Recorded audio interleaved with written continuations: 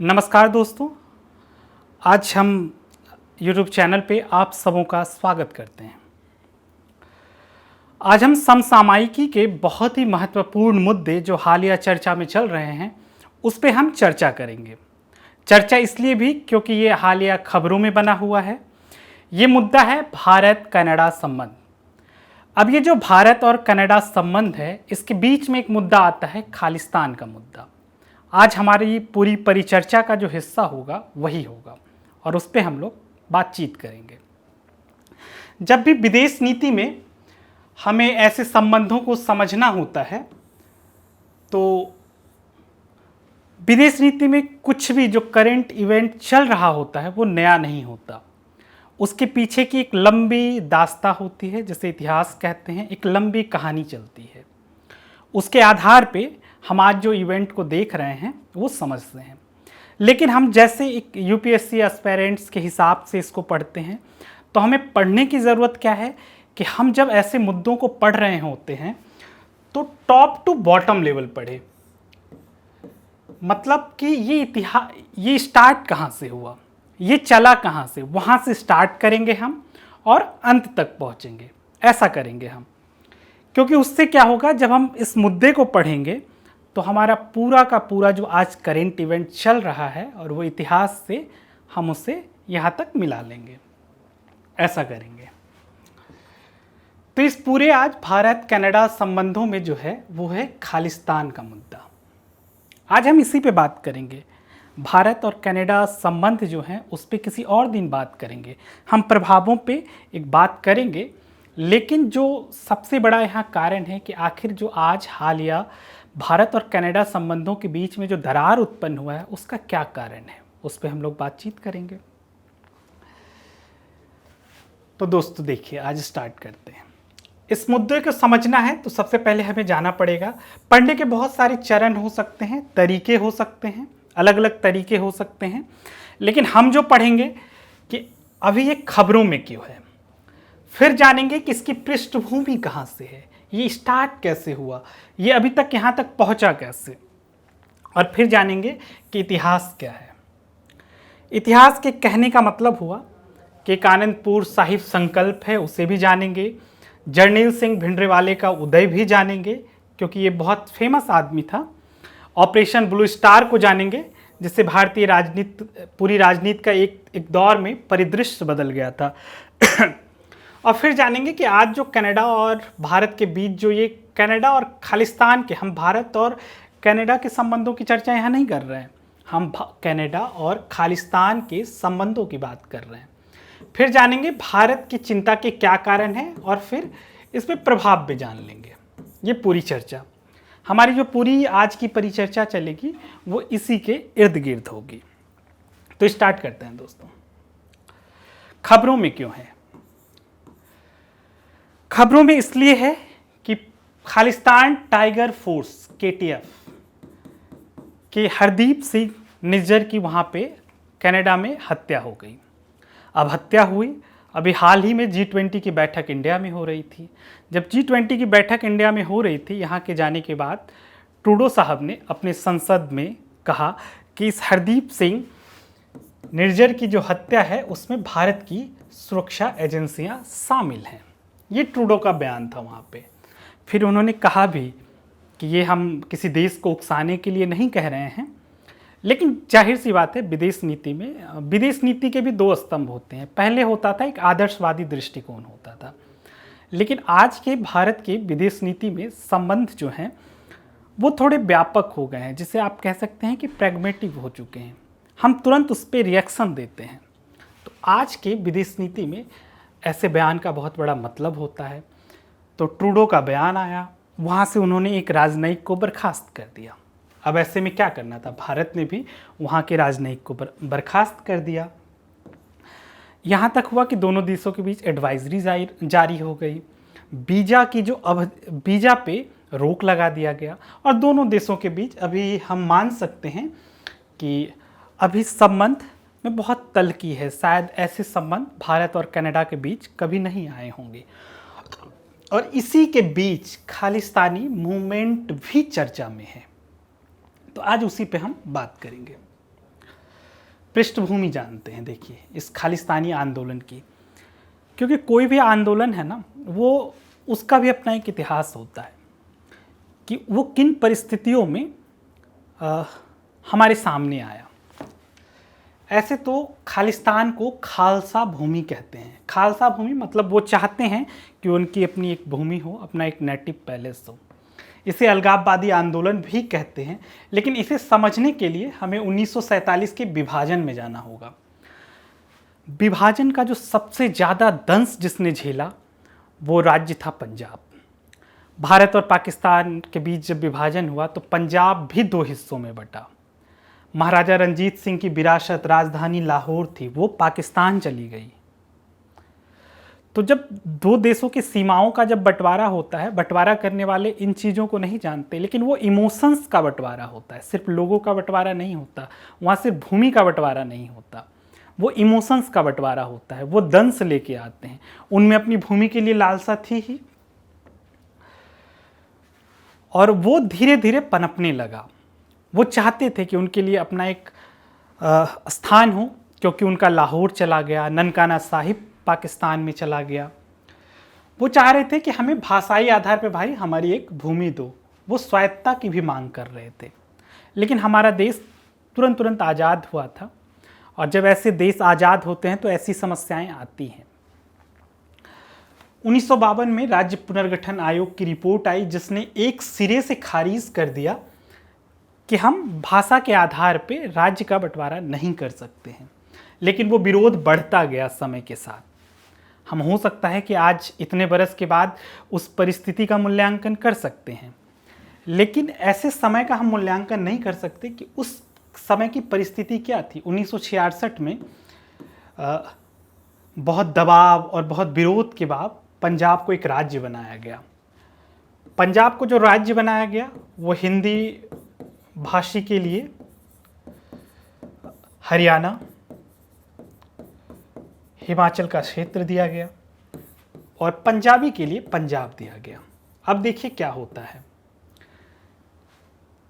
हम इस पे कह सकते हैं कि इसके ऐतिहासिक दृष्टिकोण को देख सकते हैं, लेकिन एक बात आप सोचिए कि ये जो पंजाबी यहाँ से जो ये क्या कर रहे थे, ये स्वायत्तता की मांग कर रहे थे, लेकिन एक कदम तो इन्हें मिल गया ना, राज्य मिल गया।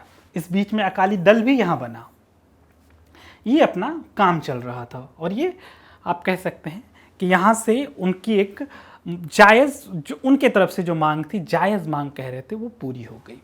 अब आते हैं इतिहास पे। 12 अक्टूबर 1971 का एक न्यूयॉर्क टाइम्स में वहाँ से कहा जाता है, उन्होंने एक अखबार में अपना एक लाइन दिया था, वहाँ से खालिस्तान के जन्म की घोषणा की थी। उन्होंने अपने राष्ट्र और अपनी भूमि के लिए जंग की बात कही थी।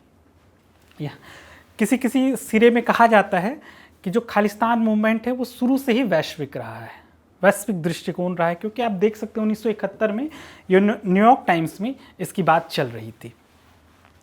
वहाँ से चलने के बाद 1973 में आनंदपुर साहिब है, ननकाना साहिब, आनंदपुर साहिब में यहाँ पे उन लोगों की जितने भी खालिस्तानी समर्थक कह सकते हैं, उनकी मीटिंग हुई। वे अपनी मांग को रख रहे थे कि हमें राज्य का मांग दीजिए, हमारे लिए ये दीजिए, हमारे लिए स्वायत्त क्षेत्र दीजिए। ये कह सकते हैं कि उनका एक मीटिंग था, ऑफिशियल मीटिंग था। ये सब चीज़ें तो चल ही रही थी। उसी बीच हर मूवमेंट को एक करिश्माई नेता चाहिए होता है। जैसे कहते हैं आज़ादी में गांधी नहीं आते तो देश आज़ाद नहीं होता। देश आज़ाद होता, लेकिन परिस्थितियां अलग होती। उसी तरह इस बीच में जर्नैल सिंह भिंडरावाले का जन्म होता है, उदय कह सकते हैं। 1982 तक ये अपने आप को बहुत पावरफुल मान चुका था। वहाँ के जो पंजाबी तबके थे, उनके युवाओं में उनकी बहुत बड़ी क्या कह सकते हैं कि उनकी लोकप्रियता बढ़ गई। लोग उनको चाहने लगे, लोग उनके आप कह सकते हैं कि अनुयायी बने। 1982 से वो स्वर्ण मंदिर से एक समझ सकते हैं कि वो अपना कार्यालय चला रहे थे, लोगों से बातचीत कर रहे थे, उनका ये कार्यक्रम चल रहा था। और यहीं से जब देखिए, जब विरोध बहुत सर से ऊपर चले, भारत को कहा जाता है ये राज्यों का संघ है। आप इसे बदल नहीं सकते। नए देश जो नवनीत देश होते हैं वहाँ पे समस्याएं आती हैं, लेकिन उस समस्याओं से निपटने के लिए काम हमेशा होता आया है। सरदार वल्लभ भाई पटेल ने ऑपरेशन पोलो की मदद से हैदराबाद को किया था। ये इंदिरा गांधी जी के लिए एक समस्या भी थी, तो उन्होंने ऑपरेशन ब्लू स्टार स्टार्ट किया 6 जून 1984 को। हुआ क्या, इसमें स्वर्ण मंदिर में जहाँ पे भिंडरावाले बैठे थे, पहले तो हुआ कि ये कहीं जन भावना आहत ना हो, क्योंकि उसने एक मानव की ढाल बना ली थी। लोगों के बीच हुआ क्या कि वो लोगों के अपनी ढाल बना रही थी, जो एक कह सकते हैं धार्मिक आदमी का काम होता है, वो उसके आधार पे अपने काम को कर रहा था। ये चल रहा था, उन्हें वहाँ से मारा गया, इस पे विरोध हुआ, पूरे देश में एक विरोध की लहर हुई। आप उसी का परिणाम मान सकते हैं कि अक्टूबर 1984 में दिल्ली में सिख दंगे हुए। कहीं कहीं कहा जाता है कि दिल्ली की सड़कों पर 10 लाख सिख मारे गए थे, लेकिन सरकारी आंकड़ों में 3000 लोग के करीब मारे गए।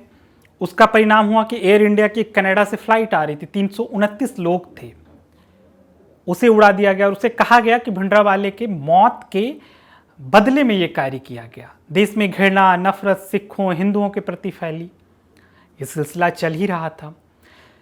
इस बीच में क्या होता है कि ये एक लंबा अरसा है, न्यायालय में केस भी दायर हुआ, लेकिन वैसा कोई फैसला नहीं आया। तो लोगों में ये भावना हमेशा आहत होती रहती है। देखिए, विचारधाराओं के साथ क्या है, विचारधाराएं बंद नहीं होती, समय समय के साथ वो किसी ना किसी रूप में आती रहती है। हम कह सकते हैं कि आज जो हमारा भारत कनाडा संबंध है, उसमें खालिस्तान मुद्दा क्यों है इतने? हम तो आज बहुत ही वैश्विक हो गए, बहुत ग्लोबलाइज्ड हो गए हैं, सिविलाइज्ड हो गए हैं, कह सकते हैं कि ये मुद्दा क्यों आ रहा है। तो उसके भी रीज़न होते हैं कि कोई ना कोई वो विचारधाराओं के रूप में तो दे रहा है ना। आज सोशल मीडिया का युग है, एक विचार किसी विचार के मार्फत वो पूरी दुनिया में फैल रहा है, उसके मानने वाले कुछ, लेकिन उसकी बात अलग है। कनाडा में ये क्यों पुनर्जीवित हो रहा है, उसके पीछे भी एक तर्क है। पहले तो जान लेते, देखिए पियरे ट्रूडो की मैं बात कर लेता हूँ। ये जो अभी जस्टिन ट्रूडो हैं, इनके पिताजी थे, और इंदिरा गांधी ने उस समय भी इन्हें धमकाया था, कहा था कि तुम अपने यहाँ से देख लो भाई, तुम्हारे यहाँ ये खालिस्तानियों के समर्थन का ये मुद्दा चल रहा है, देख लो। वो भी नहीं समझे। और ये कनाडा में पहली वारदात नहीं है। 2002 में एक सांझ सवेरा पत्रिका है, जिसे आप कह सकते हैं कि वहाँ की गवर्नमेंट का एडवर्टाइज मिलता है, आज भी मिलता है, इंडिया के पापी को मारने वाले शहीदों को सम्मान। इंदिरा गांधी का फोटो लगाया गया था। ऐसा चल रहा था। अब आप सोच सकते हैं ये पूरा सिलसिला चल रहा है वहाँ पे देश के, और ये एक हमारे देश के सीमा से परे ऐसा क्यों चल रहा है, उसके पीछे एक बहुत ही जेन्युइन रीज़न है। वहाँ की कुल आबादी में 2.1%, करीब 7,70,000 सिर्फ सिख हैं। और जब आप जानते ही हैं कि आबादी, जनसांख्यिकी का बहुत बड़ा प्रभाव होता है। वोट बैंक ऐसा तो नहीं है कि सिर्फ भारत में है, वोट बैंक की राजनीति वहाँ भी है। तो जस्टिन ट्रूडो के लिए वोट बैंक की वो राजनीति है, वो वोट बैंक। जबकि ऐसा नहीं है कि वहाँ के बहुत सारे मीडिया हमेशा एक, मैं नाम भूल रहा हूँ, मिलस्विकी नाम की हैं, जिन्होंने इंडियन एक्सप्रेस को अपना इंटरव्यू दिया था। उन्होंने कहा वो इन्हीं चीज़ों पे शोध करती हैं। उन्होंने कहा कि इसकी अभी कोई प्रासंगिकता नहीं है, वहाँ पे कोई बड़ा तबका इसको नहीं मानने वाला है। जो नई आबादी है, नई सदी के लोग हैं, वो इसे नहीं मानने को तैयार है। लेकिन फिर भी है कि ये आंदोलन चल रहा है, क्योंकि ये वोट बैंक की राजनीति है। क्योंकि कुछ लोग तो होंगे ना, भीड़ तो इकट्ठा करेंगे, वो उनके लिए वोट बैंक तो बनेंगे ही। और ये कनाडा में शुरू से चल रहा है। लेकिन ऐसे में है कि भारत के लिए क्या चिंता के कारण है? भारत की सबसे बड़ी चिंता का कारण है आंतरिक सुरक्षा। देखिए, भारत में आप हाल में मणिपुर देख रहे होंगे, हमारा अरुणाचल भी इधर से समस्याओं में है, उधर कश्मीर, लद्दाख कह सकते हैं। तो ये एक और हमारी आंतरिक सुरक्षा के लिए खतरा है ना। ऐसा नहीं है, ये हर देश के साथ जो सीमावर्ती एक दूसरे देश से सीमा साझा करते हैं, वो समस्याएं हर देश में होती हैं, तो हमारे देश में भी हैं। तो या वहाँ तो ये समस्याएं होंगी ही, और उन समस्याओं का आप रीज़न समझ सकते हैं कि ऐसी ऐसी बातें मतलब हमारे लिए आंतरिक सुरक्षा का कारण इसलिए हो जाता है क्योंकि हम एक तरफ से 3-4 लोगों से अपने देश को बचाना है। इसमें पाकिस्तान कहा भी जाता है, पाकिस्तान के आईएसआई का इन्वॉल्वमेंट है। लेकिन इससे क्या होगा? हमारे किसी भी राज्य में, पंजाब जैसे राज्य में निवेशकों की कमी हो रही है, बेरोजगारी दर बढ़ रहा है, वो हमारी देश की ही तो समस्या है ना।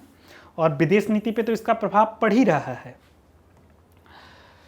और बहुत संक्षिप्त में, क्योंकि अगर भारत और कनाडा संबंध पे हमें बात करना हो तो देखिए, किसी भी देश के साथ आज के टाइम में संबंधों पर एक व्यापक चर्चा हो सकती है, क्योंकि हमारे संबंध सिर्फ जनसांख्यिकी के दृष्टिकोण से नहीं है। हमारा डायस्पोरा है, हमारा ऊर्जा के क्षेत्र में है, हमारा निवेश के क्षेत्र में है, आयात निर्यात के क्षेत्र में, बहुत सारे संबंधों पे हम चर्चा कर सकते हैं। लेकिन हम कह सकते हैं मोटा मोटी जो हमारे बायलैटरल रिलेशंस होते हैं, जो द्विपक्षीय संबंध होते हैं, वो तो खतरे में आ रहे हैं, क्योंकि आप देख रहे हैं आरोप प्रत्यारोप लग रहा है, राजनयिक संबंध खतरे में आ रहे हैं, ये तो चल ही रहा है ना।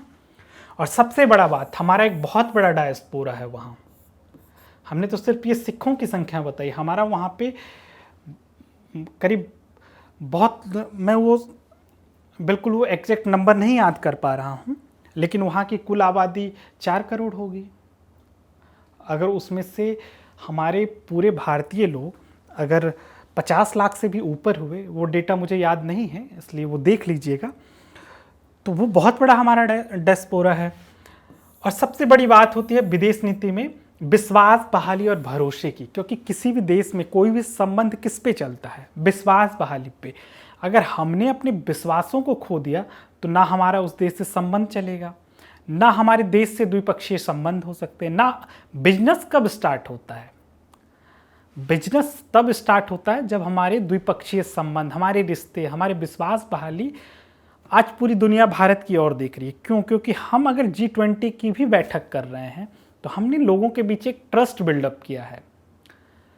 क्योंकि देश में एक, जब हम विदेश नीति में बात करते हैं तो एक सॉफ्ट डिप्लोमेसी भी होती है। हम अपनी नैसर्गिक सभ्यताओं वो दिखाने का मतलब होता है, हम क्यों वहाँ पे अपने पेड़ पौधे, संस्कृति, खान पान दिखा रहे थे? इसलिए दिखा रहे थे क्योंकि हमारा एक देश से दूसरे देश के बीच हमारा एक संबंध होता है। ऐसे ही कनाडा और भारत के संबंधों पे हम आगे भी बात करेंगे। आज के वीडियो सीरीज़ में इतना ही, फिर मिलते हैं किसी और नए वीडियो के साथ। तब तक हमसे जुड़े रहिए। धन्यवाद।